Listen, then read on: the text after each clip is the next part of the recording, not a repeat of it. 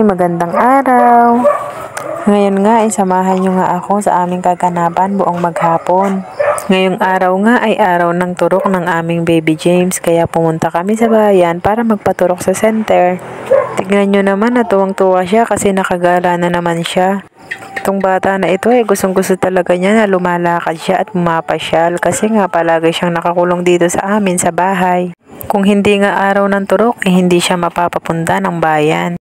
Yung turok nga pala sa kanya ay pang 1 taon pero siya ay 1 taon na at saka 5 buwan. Ilang buwan din nga ang delay ng pagturok sa kanya kasi nga palagi siyang inuubo, sinisipon at sinamahan pa nga ng lagi siyang hinihika. Andito na nga kami sa loob ng center, hindi ko na nga na-video kasi nga napakaraming tao at hindi ko na rin nga na-video yung pagtimbang sa kanya. Sa mga oras na nga ito ay pinapatawa ko na lang siya dyan kasi nga umiiyak siya kanina. Napakainit kasi nasuotan ko pa siya ng may kwelyo. Lumipat nga ako ng pwesto at naghanap ako doon sa may electric fan na mahahanginan siya. Eto na nga, nagpunta na nga kami sa may gilid. Nakalimutan ko din nga dalhin yung card niya ng vaccination. Eto na nga at binigyan nga ulit ako ng card. Pauwi na nga pala kami niyan at dito na ako dumaan sa may malapit sa sementeryo. Pagka-uwi nga namin ay tignan nyo naman at parang hindi nga tinurukan. Tuwan-tuwa nga siya na naglalaro siya. Dito nga sa bayan ay napakaraming ang bata. Ilang taon din nga kaming tumira dito bago kami napalipat dito sa aming lugar. Sa lugar pala ng asawa ko.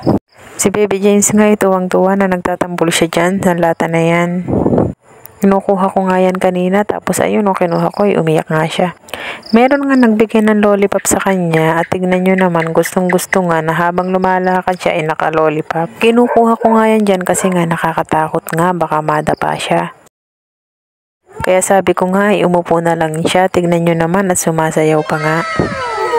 Dito nga sa amin ay napakarami nga ng bata kaya tuwan-tuwa nga ang Baby James nyo kapag pumupunta siya dito. Siyempre kung marami nga bata, siyempre marami din nga marites dito sa aming lugar. Napansin ko nga na may ginagawa nga palang pader dito kasi nga nung bagyong Christine pala ay gumuho ito. Ang mga pinsan ko nga pala ang gumagawa dito at tignan nyo naman tuwan-tuwa ang aking pinsan. Na binibidyo ko siya. Hindi pa nga kami makauwi kasi nga may inaantay kami at ito na nga dumating na yung aming inaantay. Dito nga sa amin ay may naglalako nga ng manok at pinapautang nga ito at 1 week to pay.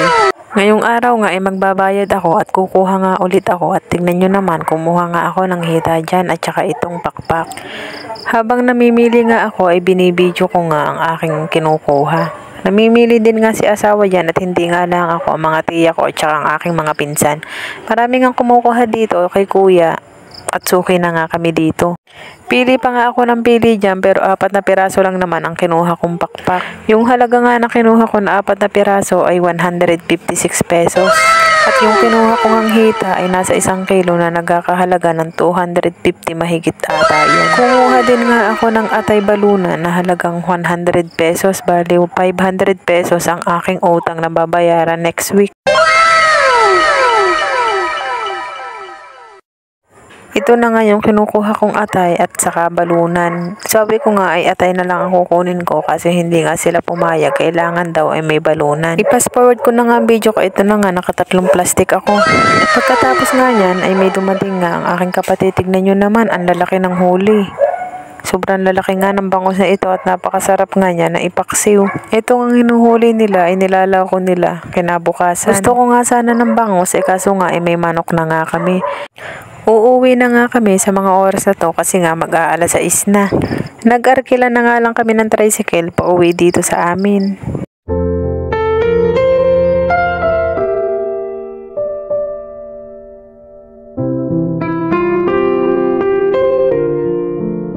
Andito na nga kami sa amin kaya dali-dali kong hinugasan ng manok at nilagay ko nga sa tupper. Yung mga pakpak nga dyan ay aming gagawing tinola at pinukuha ko nga si asawa ng papaya.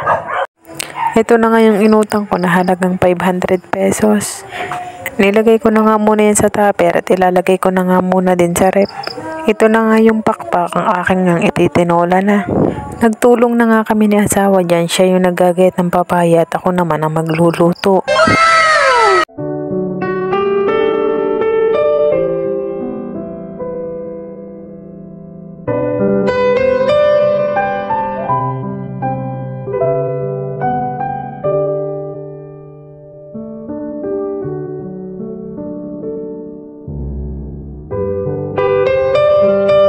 At hanggang dito na lang po ang video ko. Maraming salamat po.